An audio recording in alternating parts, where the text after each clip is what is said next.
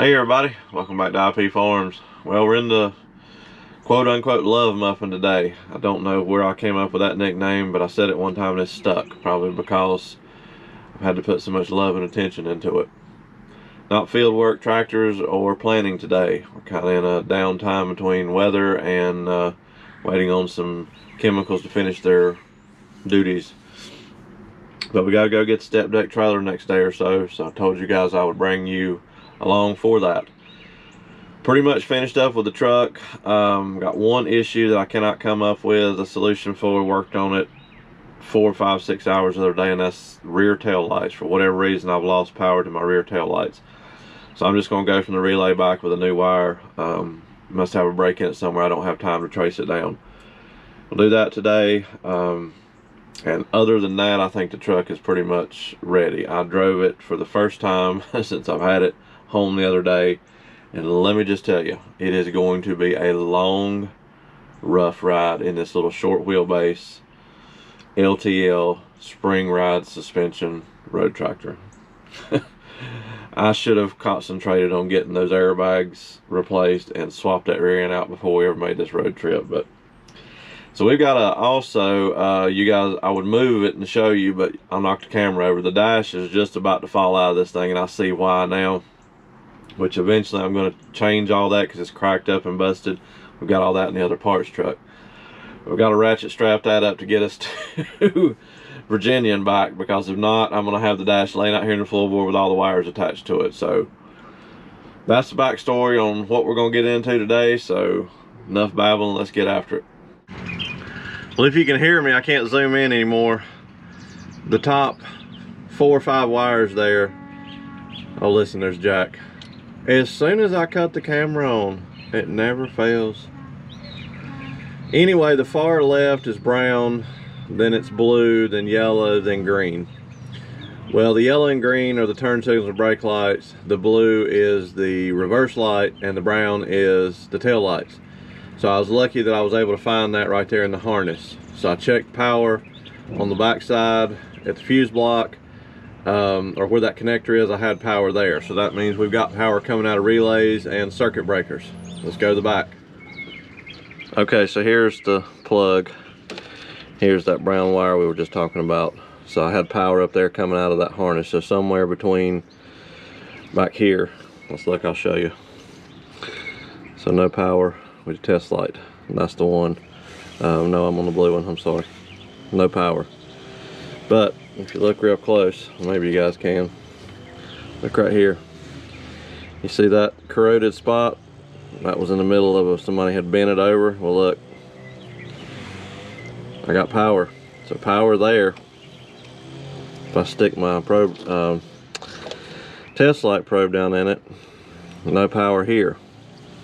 So let me explain what led me to think it was something to do with this and not a breaker issue. I'll show you again. Can you see the light? There's power. So we got here this morning, and after I started the video, I flipped the lights on just to check before I started doing my wiring, and I had a right tail light, which is very strange. I didn't have any power back here at all for 4 or 5 hours the other day while I was working on it. So I thought, what in the world? I got the test light out, started checking a few things. Well, within a couple of minutes, the power went away. So I thought, well, I've got a circuit breaker up in the dash up there. Big trucks run circuit breakers a lot of times. That is getting hot for some reason. And so I went up there, traced everything down, checked all those. All the circuit breakers were good. The one for the lights was still had power sending out.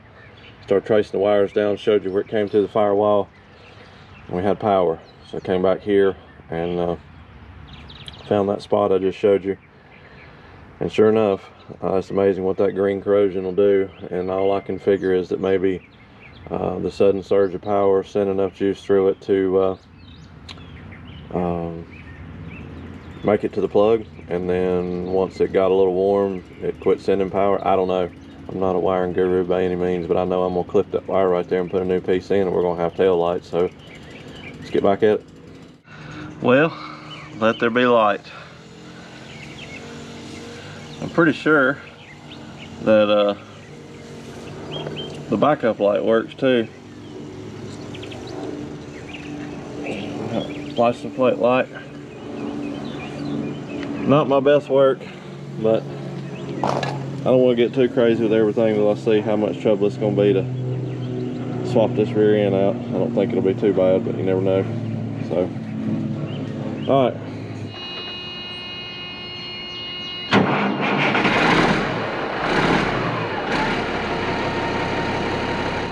Well, we're running a little bit behind again this morning. Imagine that, right? Ready to head out to go get the step deck trailer. Waiting on my buddy to get here. We decided to take his truck, save on a little bit of fuel. We shouldn't need any major tools of any kind, so I'll try to bring you guys along for as much as I can. Probably won't be a lot of in-truck footage because I'm sure it won't turn out between the rough ride and the noise, but told you I would take you with us when we went. So another monumental day here. Been waiting on this for well over a month now, so get it here and get things tweaked out a little bit, and that's going to be the new farm equipment snatcher 3000, I do believe. Stay tuned.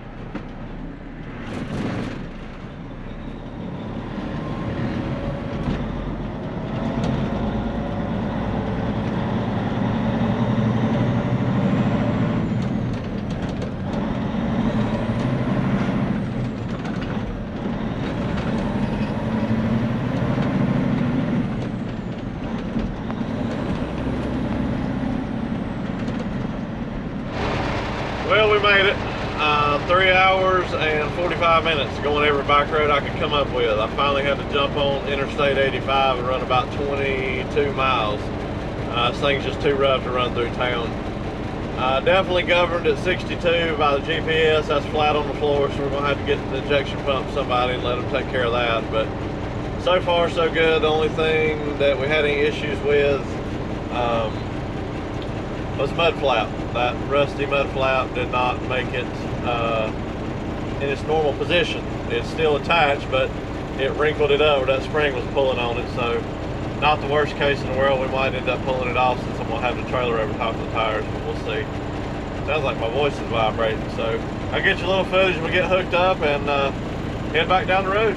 Waiting on him right now. He had about the same drive as he took back roads too, so talked to him a few minutes ago. He said he was about 10-15 miles out, so stay tuned, guys.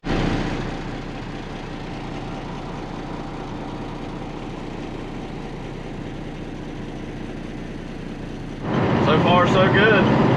I didn't really get you much hooking up. I'll show you more about it once we get to the farm. I'm concentrating on staying out of traffic's way here on 85. I'm going to run back about 10 or 15 more miles and exit off in Oxford, North Carolina. They're close to Oakley, and take the back roads back. I mean, it's doing fine. I just 62 top. That's a little low out here where we are. It's not so bad, but once I get closer in around Raleigh and Durham, traffic will start backing up, and I'll create issues. I don't have any jack brakes on this truck, and I'm not real sure about the trailer brakes. They seem to be okay, but we're not gonna push them too much, so I don't want to get in too much heavy traffic. But anyway, if anything goes haywire, I'll bring you back. If not, probably just catch a clip coming in the driveway, and we'll tell you more about it when we get there. I am thankful that this truck is such a short wheelbase. I'm glad I wound up holding out for that. The L8000 I had was very long wheelbase, and then that 32-foot low boy on top of that. When you run single axles, most of the time they're at the very back, the trailer axles, so it takes a country mile to get turned in somewhere. You all know what I'm talking about. But I'm tickled that this one's short, so seemed to do pretty good in the parking lot. I made some real sharp turns, got myself acclimated with it again, and go from there. So stay tuned, guys.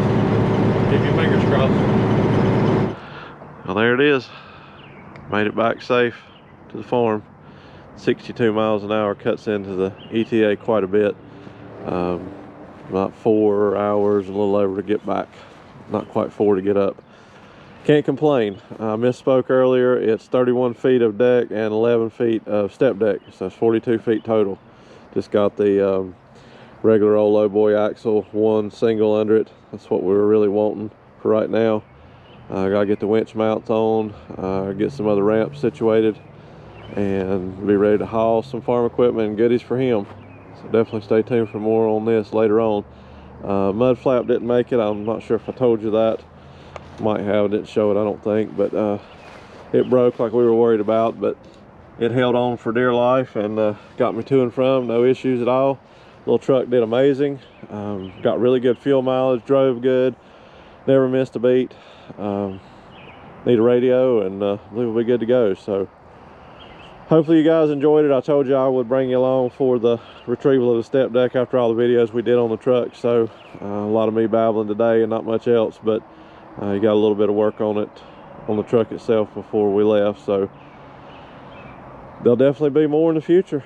Really appreciate everything, guys. Thank you for continuing to follow on the journey with me. Hopefully you'll enjoy what's to come, and thought I would throw this one in the middle of our planting season, just to kind of mix things up. So until next time, thank you.